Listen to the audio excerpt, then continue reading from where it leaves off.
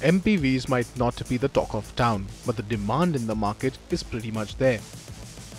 No wonder Mahindra brought in the Marazzo, Maruti Suzuki the new generation of the Ertiga, and Kia too is doing feasibility studies with the Carnival. Of course, the Toyota Innova rules the roost. But if you're looking for something uber luxurious, well, there's now an option available. This. Yes, it's a Mercedes and it's called the V-Class.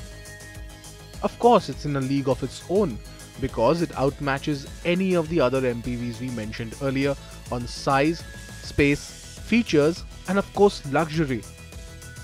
But it's still got some old genes in it.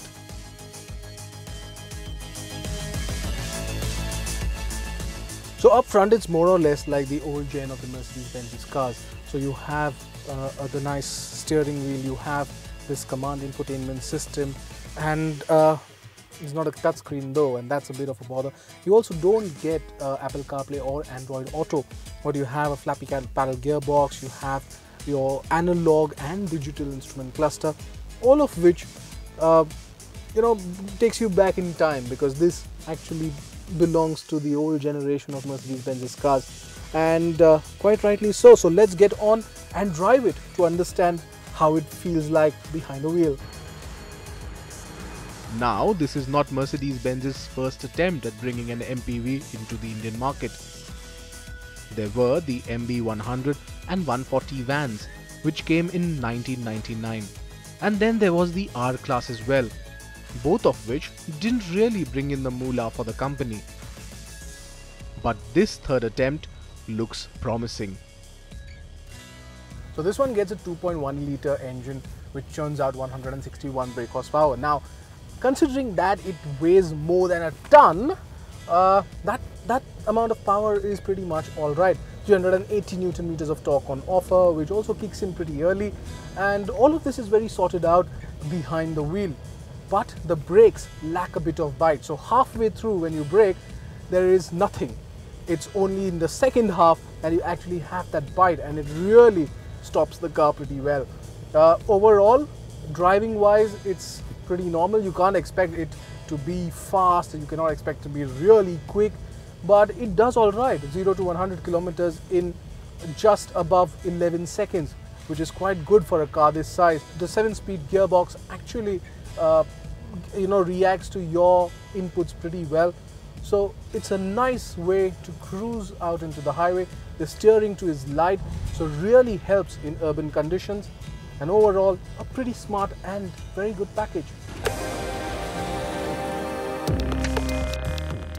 The ride quality is impeccable and the suspension irons out all imperfections with ease.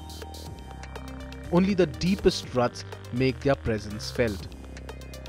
Don't expect it to carve corners. There is fair amount of body roll, and yes, that does not give you much confidence to attack any corner whatsoever.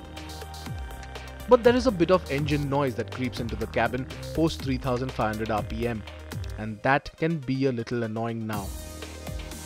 Because, well, at the end of the day, it is a Mercedes that you're driving, right? However, there are other elements inside the cabin which remind you that it's a luxurious German car. You get features like heated and cooled seats, 2 USB ports, and an optional 15-speaker Burmeister audio system. The cabin is easily accessible thanks to sliding doors, which makes ingress and egress a breeze, even if you're in a tighter parking spot. It gets a flat floor on the inside, and there's enough headroom inside for the tallest of persons. Of course, the captain's seats add to the opulence and sense of space for each individual. But the party piece, of course, are the rear seats. Now, when I was told it was going to be an outdoor day for me, I was pretty much happy because no desk job for the day, right? So I was pretty much prepped for not doing anything. However, I did carry my laptop. But when I saw this car, I pretty much understood that it's not going to be that kind of day, because this is like a mobile office on its own, and where I can have meetings, where I can do my work, and Mercedes-Benz has actually thought of everything and given the facilities for that. So you have this space where it actually turns into a tray, and I can move it closer, adjust it, and keep my laptop right there, and of course start working.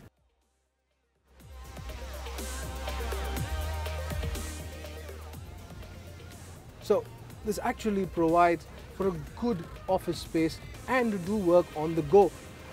What you have to realize here is that the suspension setting on this is pretty well. It's actually set to comfortable mode, so there's less of movement around here, which is why you can just sit back, relax, and do your work on your laptop, or you can just have meetings here. That's what this space is about. What it does lack is the option of operating the infotainment system from here. Probably I would like to listen to some nice little songs right there on the infotainment system, but I cannot because it's way back here and there are no controls that I have. Of course, you get AC vents all the way at the rear, and that makes your life extremely comfortable. And overall, the space is absolutely good because a good amount of leg room, a huge amount of headroom, and a lot of shoulder room around, and some small cubby holes here and there just makes life a lot more comfortable. So yes, on a professional and a personal front, it's a big thumbs up for the V-Class.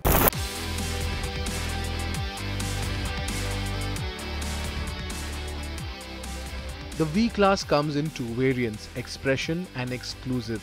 And while the former is priced at 68,40,000 rupees, the one with all the bells and whistles costs 81,90,000 rupees. So clearly, it isn't cheap. At this price point, you can buy more than a couple of MPVs from the list we previously mentioned. So should you buy this one? Well, there's no one that beats the V-Class in terms of space, features, luxury, and even refinement. Not even some of the luxury SUVs. And well, if that criteria fits your bill, the V-Class is worth a shot.